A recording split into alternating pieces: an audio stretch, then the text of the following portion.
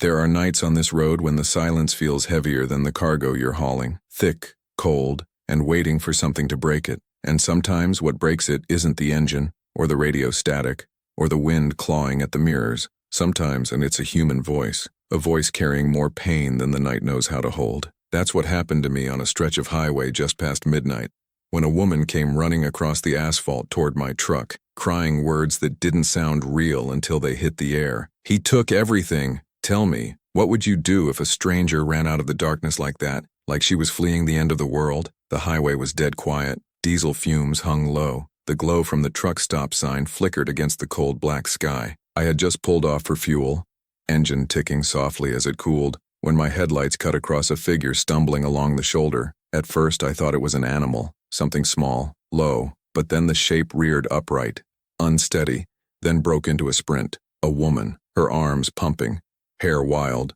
breath tearing out of her chest. She ran toward me like my truck was the last safe place she'd ever see. I stepped out of the cab, boots hitting the cold pavement, and that's when I heard it again, her voice splitting open the stillness. "He took everything." The words hit the night like a flare, bright and desperate. She wasn't yelling for attention. She was yelling because some part of her believed she wouldn't be heard if she didn't scream it. I met her halfway between the pumps and the guardrail, hands raised so she wouldn't think I was a threat. Even from a distance I could see the panic shaking her bones. As she reached me, her legs buckled. I caught her before she hit the ground, her fingers gripping my jacket with a force born from pure survival. Her breath came in ragged bursts, each one fogging against the air. She tried speaking again, but the words tangled with sobs. "Please, please, he took everything. He took—" Her voice broke. My hands tightened around her shoulders, steadying her. "Hey," I said gently. "You're safe. You're okay. Just breathe." But the way her eyes scanned the dark around us told me she didn't believe safety existed anywhere in the world right then. The smell of gasoline drifted around us, mixing with winter cold and the hiss of a nearby pump. The neon sign buzzed overhead, one of the letters flickering, casting her face in sharp cuts of shadow and light. Her clothes were dusty, torn at the sleeves. Her hair clung to her cheeks. She looked like she'd run a mile barefoot on broken ground. But what struck me most were her eyes, not just scared but hollowed, empty in a way that only someone who's truly lost something vital can be. "My name's Cole," I said, keeping my voice low and steady. "Can you tell me yours?" She swallowed hard, breath trembling. "Mira," she whispered. The name came out fragile, as if speaking it cost her strength she didn't have. I nodded. "All right, Mira. I'm right here. Just tell me what happened." She opened her mouth, closed it again, then looked over her shoulder, toward the dark stretch of highway she'd come from. Her entire body shuddered. "He took everything," she repeated, softer now. "Everything, everything I had left." 45 seconds hadn't even passed before I knew this wasn't just someone running from an argument or a bad night. This was a woman escaping something that had already taken too much from her. And if you've ever felt that kind of pain, if you've ever seen someone fighting for the last piece of hope they've got, then hit that like button, because stories like Mira's deserve to be heard. They remind us why people like me stay awake on these roads, watching for the ones who need someone to stop. Mira's breathing slowed a little, but the tremble in her hand stayed sharp as broken glass. She kept glancing over her shoulder, like the darkness itself was following her, wearing a face only she could see. I guided her toward the brighter part of the truck stop, closer to the pumps where the overhead lights hummed a steady, electric comfort. She resisted at first, her steps erratic, as if her body didn't trust solid ground anymore. "You're all right," I murmured, keeping my voice calm. "Stay close to the light. Nothing follows you in the light." She hugged her arms around herself, trying to hold in warmth she didn't have. The night cut through her thin clothes like needles. I shrugged off my jacket and draped it over her shoulders. She flinched when the fabric first touched her, then slowly eased into it, clutching it closed with shaking fingers. Under the harsh glow of the truck stop bulbs, I could see just how exhausted she was. Dark circles under her eyes, faint bruising along her forearm, dirt smudged across her skin like she'd been crawling through the world trying to escape it. "What did he take, Mira?" I asked gently. "Money? Your car?" She shook her head, her eyes fixed on the ground. "Everything," she whispered. "My bag, my phone, my coat. He said I didn't deserve them anymore." Her voice cracked on the last word. I felt something cold settle in my gut. A man who strips someone of basic things, a coat, a phone, a way to call for help. That's not someone losing his temper. That's someone taking control, piece by piece.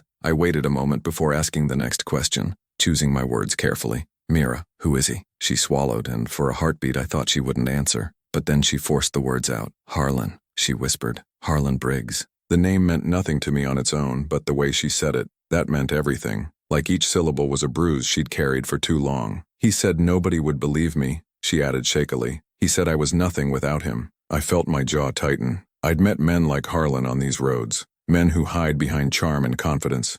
Men who isolate, belittle, strip someone down until they don't recognize themselves. Men who think losing someone's trust is the same as losing their property. And Mira, she looked like she'd spent a long time trying to convince herself she didn't need saving, until something finally snapped. A truck rumbled past on the highway, tires hissing over the asphalt. Mira flinched so hard she nearly stumbled. I steadied her again, feeling the cold through her skin. You're safe here, I said softly. You're with me now. Nothing's touching you tonight. She looked up at me for the first time, not past me, not through me, but at me. Her eyes glimmered with something fragile, hope, or at least the faint outline of it. Behind us, the door to the truck stop convenience store slid open with a sharp mechanical hiss. A woman stepped out, Tessa Nolan, the night clerk, young, quick-eyed, bundled in a flannel jacket. She froze when she saw Mira's condition, her expression shifting instantly from curiosity to concern. "Cole?" she called. "Everything all right out here?" Mira's breath hitched again, her fingers tightening around my sleeve like she expected another blow from the world.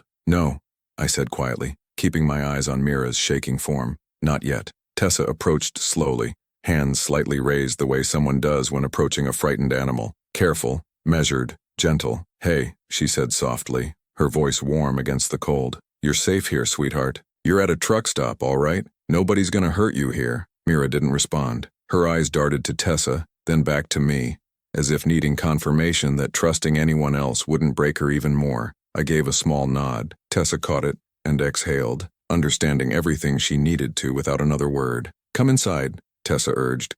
"It's warm. I'll grab you some water. Maybe something hot to drink?" Mira hesitated, shoulders tensing like she feared the moment she stepped indoors the world might close around her again. She looked at the store's bright doorway, the light spilling across the pavement like a threshold she wasn't sure she deserved to cross. "Mira," I murmured, keeping my voice low and grounded, "you're not stepping into anything dangerous. You're stepping out of it." Her breath hitched, but she nodded faintly. We guided her toward the entrance. Each step she took looked like it cost her more energy than she had, like gravity was heavier for her than the rest of us. The moment the store's heater hit her skin, she shivered violently, shock from sudden warmth. Tessa hurried behind the counter, grabbing a bottle of water, twisting the cap off before handing it over. Mira wrapped both hands around it, but they shook too much to lift it. I steadied the bottle for her as she took a sip, her throat working slowly, like swallowing hurt. Tessa leaned on the counter, eyes flicking between us with a frown of worry. "What happened?" she whispered. I shook my head slightly, still figuring that out. Mira closed her eyes, voice barely more than a breath. "He took everything. He said I had to learn what it feels like to lose." That sentence carried a weight that sat heavy between all three of us. Tessa covered her mouth, shocked, but careful not to let it turn into pity. Pity breaks fragile people. Steady compassion keeps them together. Her voice wavered. Is he coming here? Does he know where you went?" At the question, Mira's entire body stiffened, like someone had tugged invisible wires in her spine. Her gaze darted toward the glass storefront, scanning the dim lot outside. She didn't answer, which told me all I needed to know. Tessa swallowed. "Cole," she whispered, concern tightening her voice. "Should we call someone, like highway patrol?" I glanced at Mira. Her eyes widened just a fraction, not in fear of help, but in fear of consequences she'd been conditioned to expect. "We will," I said, choosing my words carefully. "But not yet. Not until Mira tells us what she wants." Mira stared at me like she'd never heard anyone say those words before, that what she wanted mattered. She clutched the water bottle tighter, knuckles whitening. I just need a minute," she whispered. "Please, just a minute." I nodded. "You've got all the time you need." The store was quiet, just the hum of refrigerators and the distant rush of highway wind outside. A moment of calm, a fragile pocket of peace. But peace on nights like this never lasts long, because just as Mira drew a shaky breath, headlights swept across the windows. Slow, deliberate, too familiar for her not to recognize. Her hand crushed the water bottle, breath choking in her throat. "He found me," she whispered. The headlights crawled across the glass like a predator's shadow, stretching long and slow across the linoleum floor. Mira's entire body folded inward, her breath hitching into something sharp and silent. She didn't scream. She didn't cry. She just froze, every muscle locked, like she'd been carved from the cold itself. I stepped between her and the window instantly, blocking her view, blocking his view of her. Tessa's hand flew to the light switch behind the counter, ready to extinguish the store in a heartbeat. "Mira," I whispered, keeping my tone low, steady, unshakable. "Look at me, not outside. Right here." Slowly, like moving through water, she lifted her eyes to mine. There was a glassy terror in them, something deep-rooted and primal. "That's his truck," she breathed. "He always leaves the high beams on. Says it keeps people from getting too close." Her voice trembled around the words. Behind me, the headlights stopped moving. Engine rumble, idle, waiting. Tessa leaned forward, whispering urgently, "Cole, what do we do?" I didn't answer yet. I was listening. To the engine. To the silence. To Mira's breathing. She clutched my jacket sleeve like she was holding on to the last solid thing in the world. "He'll come in," she whispered. "He'll pretend nothing's wrong. He always does. He'll make you think I'm overreacting, and then he'll—" Her voice broke. She pressed a hand to her mouth, trying to hold the rest in. "Not tonight," I said. "He's not coming near you tonight." I took one step toward the door, just enough to see the outline of the vehicle outside, the shape of a pickup idling under the neon lights. The engine revved once, a low rumble that vibrated through the glass. A message.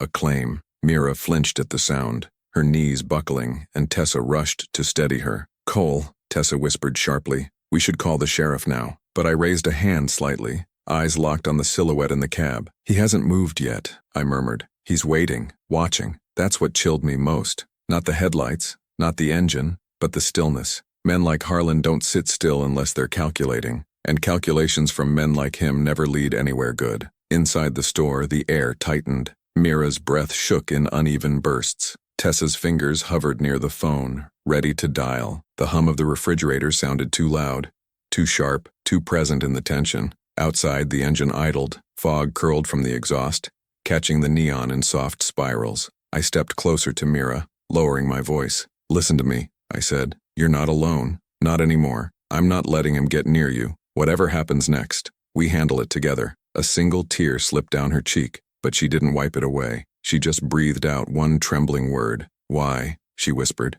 "Why are you helping me?" Because in that moment, looking at her, looking at the truck outside, I knew exactly what kind of night this was. "One day," I said softly, "someone saved me when they didn't have to." Mira's breath trembled as she held my gaze, the store lights casting faint halos in her tear-glossed eyes. She looked like someone who'd been running for so long that stopping felt dangerous, like stillness itself could break her. Outside, the pickup's engine kept rumbling, a low, territorial growl vibrating through the pavement and the glass. Tessa hovered nearby, phone in hand, her thumb resting just shy of 911, waiting for nothing but my signal. But for now, all my attention was on Mira, on getting her grounded enough to keep from collapsing under the weight of whatever Harlan had put her through. When the headlights shifted slightly, just a nudge like someone shifting their posture in a chair, Mira jerked as though struck. "He's angry," she whispered. "I can hear it. That sound, the way he lets it idle like that." Her voice frayed into silence. I shook my head slowly. "You're not reading his anger," I said. "You're remembering it. But right now, he's out there alone, and you're in here with people who won't let him get to you." She swallowed hard, trying to believe it, fingers twisting my jacket sleeve. I walked to the window, not close enough to be an easy target, but close enough to see clearly. The cab of the truck was dark, just a faint outline behind the glare of the high beams. Whoever was inside wasn't moving, not reaching for the handle, not stepping out, not shifting in his seat, waiting, testing the air. Men like him don't like losing hold of something they're used to gripping. He'd come here expecting Mira to be weak, alone, afraid, not surrounded, not helped, not believed. Behind me, Mira whispered, "He took my keys. He took my wallet, my jacket, even my shoes. He said if I wanted anything back, I had to earn it." The way she said earn it made something inside my chest twist. Tessa's hand clenched around the phone hard enough to make the plastic creak. "That's not discipline," Tessa murmured, anger quivering just under the surface. "That's cruelty." Mira flinched at the word, as if hearing it spoken aloud made it real in a way she hadn't let herself accept. I turned back to her, crouching until we were eye to eye. "Mira," I said softly, "you didn't do anything to deserve this. Not tonight. Not ever." She blinked, a silent sob hitching at the back of her throat. "He always tells me I push him too far," she said, "that I make him act the way he does." I shook my head slowly. "That's not accountability. That's manipulation, and he doesn't get to rewrite reality anymore." The headlights outside shifted again. This time, more abruptly, the engine revved louder, a short, sharp burst that rattled the windows. Tessa gasped. Mira's knees buckled. I stepped between her and the window instantly, shielding her from the beam of light that cut through the glass. My voice came out low, steady, the tone I reserve for nights when trouble is already halfway through the door. "He's escalating," I said quietly. "That means he's losing control." Mira pressed a trembling hand to her mouth as if holding in a scream, and the moment the engine roared again, longer this time, I knew the night was about to turn. The engine didn't just roar, it lunged, the sound tearing across the quiet lot like a threat hurled into the night. The store windows trembled in their frames, humming with the vibration. Tessa jumped back instinctively, nearly dropping the phone. Mira clamped both hands over her ears, sinking into herself, eyes squeezed shut as if bracing for an impact she'd known too many times before. I moved toward the door, planting myself between her and the outside world,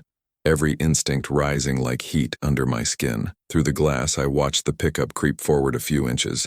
Slow, deliberate, predatory, not enough to hit anything, just enough to say, "I'm still in control." I'd seen that move before, too many times. Men like Harlan don't need violence to intimidate. Sometimes all they need is motion, the suggestion of danger, the hint of what they could do if no one stopped them. I felt a cold pressure build behind my ribs, the kind that whispers you're about to cross a line you can't step back from, and that you should. I cracked the door open just enough for my voice to carry out into the night. "Hey!" I barked, my voice cutting through the rumble. "Shut the engine off!" The pickup didn't move, didn't stall, didn't even hesitate at first. Then, like someone reconsidering a move on a chessboard, the engine dropped back to idle. Not off, never that, but quieter, controlled. A false concession meant to give him the illusion of power. I stepped fully outside, pulling the door closed behind me so Mira wouldn't have to hear the sound anymore. The cold slapped me across the face the second I stepped into the open. The wind whipped against my coat, carrying the scent of oil and distant pine. The high beams pinned me in their glare, bleaching my figure white against the night. I could feel Harlan's eyes on me, even though I still couldn't see him clearly. The truck sat there like a crouching animal, engine purring low, waiting, watching, calculating. I placed my feet firmly on the pavement, not advancing, not retreating, just letting him know he wasn't scaring anyone back into silence tonight. "You need to leave," I said, voice steady, unflinching. "Right now." For a moment nothing happened. The engine hummed, the neon buzzed, the night held its breath. Then the driver's side window rolled down just a crack, barely enough to see the outline of a man's jaw, the curve of a smirk lit faintly by the dashboard. Even from a distance I recognized the type, confident, condescending, convinced the world bent to him naturally. A voice drifted out, smooth, controlled, too calm for the situation. "That's my partner in there," the man said. "She's upset. She ran off. I'm just here to take her home." The tone was gentle, rational, designed to disarm, but beneath it, I could hear the edge, the quiet threat wrapped in civility. I didn't answer right away. My silence made the man shift slightly in his seat, annoyed he wasn't dictating the pace of the conversation. "You can't keep her from me," he added. "She's confused." "No," I said, keeping my voice low and cold. "She's terrified, and that's on you." The window rolled up again, slow, measured, dripping with contempt. The engine revved once more, louder than before, and then the truck began to move, not forward, but toward the exit, not away from us, toward the back of the lot, circling, positioning, like a wolf looking for a better angle. The pickup crept along the edge of the lot, its tires crunching over loose gravel, headlights slicing across the frost-bitten pavement in long, predatory arcs. It wasn't retreating, it wasn't leaving, it was circling, watching, testing the perimeter like a man who needed to reclaim control before his own fear bled through the cracks in his confidence. Mira watched through the glass from inside the store, one hand pressed over her mouth, the other gripping the counter so tightly her knuckles blanched white. Tessa stood beside her, frozen, eyes darting between the truck and me as if trying to calculate a dozen outcomes at once. I kept my posture straight, hands loose at my sides, not showing an ounce of the tension winding through my muscles. The cold stung the back of my throat as I breathed, but I didn't move, not until I knew where this was headed. Harlan's pickup slowed near the darker corner of the lot, the one without proper lighting, then pivoted sharply, headlights snapping back toward the storefront. The beams hit the glass, flooding the interior with blinding white light. Mira flinched violently, stumbling back into a display rack. That was when a door opened somewhere behind me. I heard it. Soft, mechanical, deliberate. The store's entrance hissed as it slid aside. I spun halfway, expecting Mira or Tessa, but instead saw a fourth figure silhouetted by the artificial glow, a tall man in uniform, sheriff's badge glinting on his chest. broad shoulders, calm presence. Highway patrol. He must have pulled in from the fueling station on the far side of the building. Officer Ray Sutton. I'd seen him before on long stretches of road, always professional, always alert. He stepped out fully, closing the door behind him as he adjusted the radio on his shoulder. "Evening, Cole," he said, voice low and steady. "Didn't expect to find trouble out here tonight." I nodded toward the pickup creeping in the shadows. "He's looking for her." Ray's eyes tracked the movement of the truck, narrowing slightly. "She the woman shaking behind the counter?" he asked. I nodded. He didn't need more details. He'd seen enough situations like this to read the writing on the pavement. Ray didn't draw his weapon. He didn't bark orders. He simply walked to my side, shoulders squared, boots crunching against the cold asphalt. His calm alone was enough to shift the air. Men like Harlan thrive on isolation, on nobody watching, nobody interfering. But when more eyes appear, when authority materializes out of nowhere, their arrogance turns brittle, their confidence starts to crack. And I could already sense the fracture forming in the quiet hum of Harlan's engine. The pickup slowed again, creeping along the edge of the shadows like a cornered animal. Ray lifted a hand. Not a threat, just a signal. "Sir," he called out, his tone firm but controlled. "I'm going to need you to stop the vehicle and step out so we can have a quick conversation." The engine revved instead. Not loudly, not aggressively, but enough to say no. Enough to say you can't tell me what to do. Ray's jaw tightened the smallest fraction. "Don't make this harder," he warned. And then, in a sudden, deliberate motion, the headlights flicked off. Darkness washed over the lot.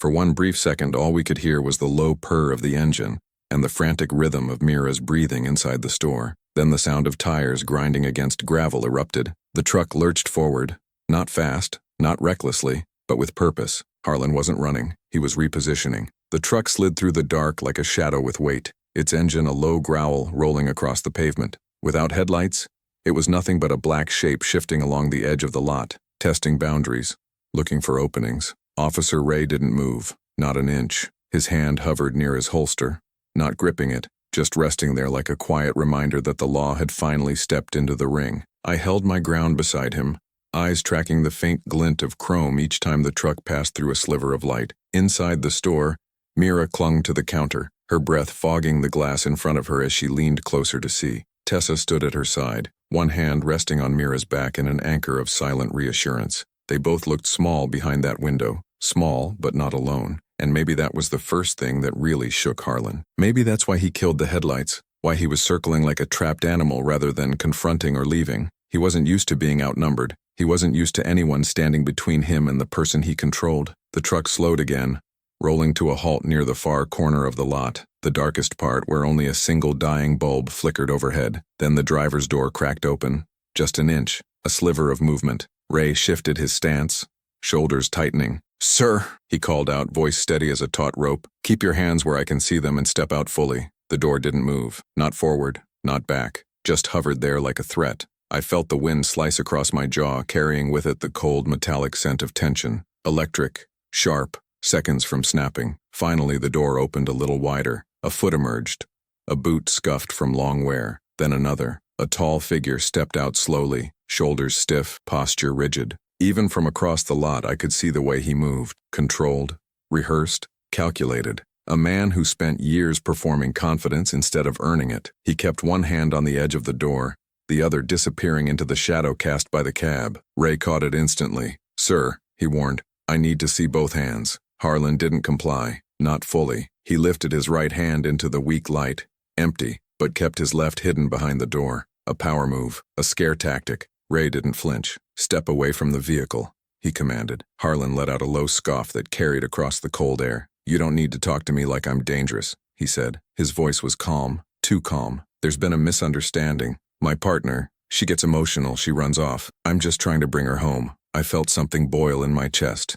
The casual tone, the practiced innocence, the way he said emotional like it was a flaw she should apologize for. Ray's voice cut through my anger. "Step away from the vehicle." The authority in his tone finally sank in. Slowly, reluctantly, Harlan took 2 steps back from the truck, raising his chin instead of his hands, like he was still trying to salvage some form of dignity. That's when the store door slid open again. Mira stepped outside. Not far, not fast, but far enough that the cold hit her cheeks and she stood under the flickering light, her hands trembling, her breath shaky, her eyes locked on Harlan like she was seeing a ghost wearing skin. And when Harlan saw her standing with me and Officer Ray, Something shifted in his expression. Not anger, not fear, recognition. The recognition that the person he used to control was no longer standing alone. Mira stood just beyond the doorway, the store's warm air curling around her like a fragile halo before giving way to the bite of the night. She wasn't steady, her shoulders trembled,